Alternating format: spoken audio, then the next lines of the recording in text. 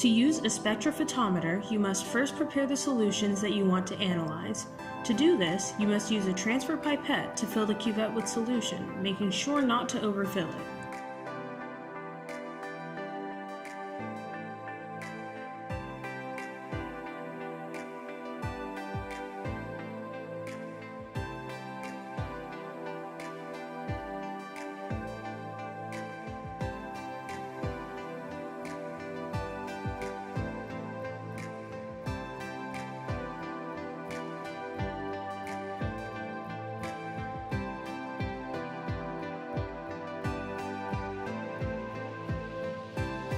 Before placing a cuvette into the spectrophotometer, make sure to wipe the sides that light will be passing through with a chem wipe to ensure that there are no smudges or marks to inhibit the reading.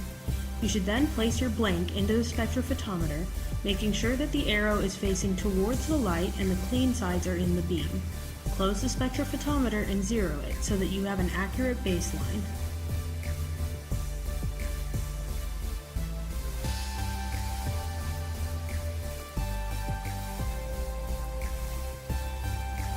The Beer-Lambert law states that there is a relationship between the amount of light absorbed by a solution and the properties of the liquid. In this case, it is concentration of the solute. There is a direct relationship between absorbance and concentration, and it is usually expressed by the equation A equals epsilon LC. Epsilon is the wavelength-dependent absorbability coefficient, which is the slope of absorbance as a function of concentration, and that comes from the calibration curve. Its units are liters per mole centimeters. L is the length through which the light travels when scanning the solution, and for this lab it was just the length of the cuvette, which is 1 centimeter. C is the concentration of the copper anion and is measured in moles per liter. That is determined by the number of moles of copper anion and the volume of the solution. This means that there is a direct, linear relationship between absorbance and the concentration of the absorbative species. This is why you need to zero the blank, which is DI water, because the spectrophotometer needs to have a comparison in order to accurately account for the absorbance of the copper anion in the solution. After you have zeroed the spectrophotometer, start scanning your samples, making sure to wipe each cuvette with a chem wipe and place it into the spectrophotometer correctly. You first have to scan over all wavelengths with the stock solution so that the lambda max can be obtained.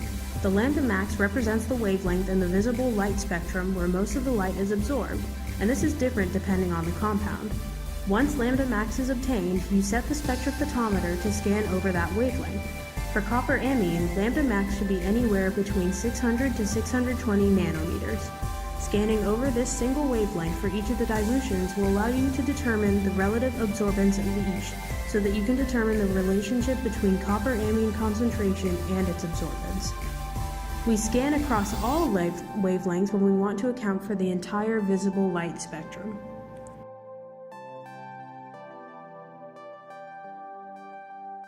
When you're ready to scan, close the spectrophotometer door and click Scan and record the absorbance in your notebook.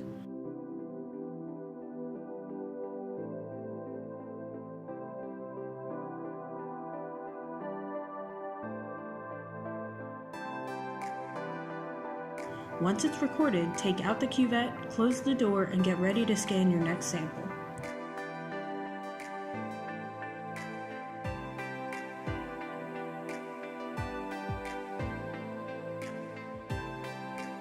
When you're finished, make sure to pour the solutions into the sink, wash all glassware, and wipe down your lab bench.